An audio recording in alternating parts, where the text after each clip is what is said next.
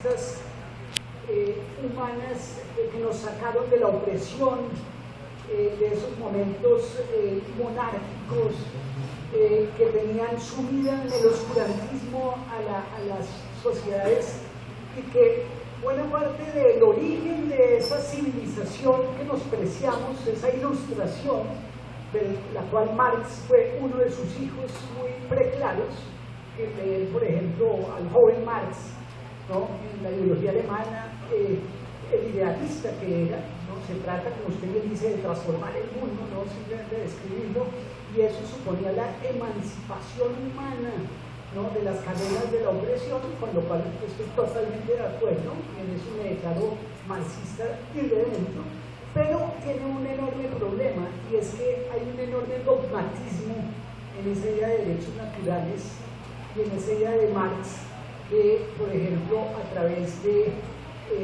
una dialéctica histórica a donde el capitalismo domine la naturaleza y finalmente libere al hombre de la opresión de tener que estar arrancándole papas a la tierra para sobrevivir, la ciencia y la tecnología logre que el hombre se libere de esas cadenas de opresión, pues hay mucho dogmatismo en eso.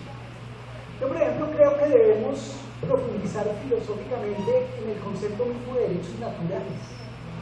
De hecho, es un concepto bastante religioso, por cierto. Y yo sí aquí creo que debo también ser sincero, yo soy agnóstico, no creo en ninguna religión, ¿no? Ni tampoco en ninguna doctrina filosófica, sea marxista o no marxista. Yo creo en el poder de la mente humana, de la reflexión humana, y creo que en el tema de los derechos y los derechos naturales que han servido para mover revoluciones, estamos en pañales, porque el concepto mismo de derechos es un concepto muy discutible, ¿no? Yo quisiera dejar simplemente esta reflexión.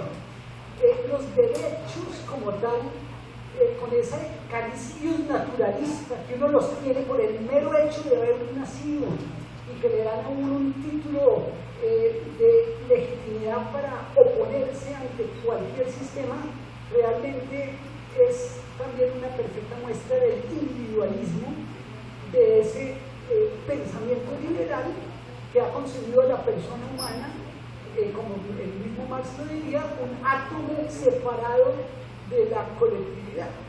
En ese sentido, esos derechos naturales, así concebidos individualistamente, es parte del problema que nos tiene sumido hoy la concepción mundial, ¿no? De la producción y de la reproducción y de la distribución que impera en el mundo.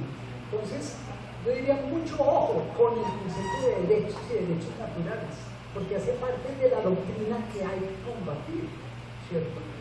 Y la gran pregunta, y es el gran desafío, y es mundial, y es cuál es la alternativa, por un lado al materialismo dialéctico y por otro lado al liberalismo político. Y esos dos bandos, que no parecen ofrecer respuestas claras, deben ser combatidos, eso sí, no por las armas, no por la violencia, con la inteligencia.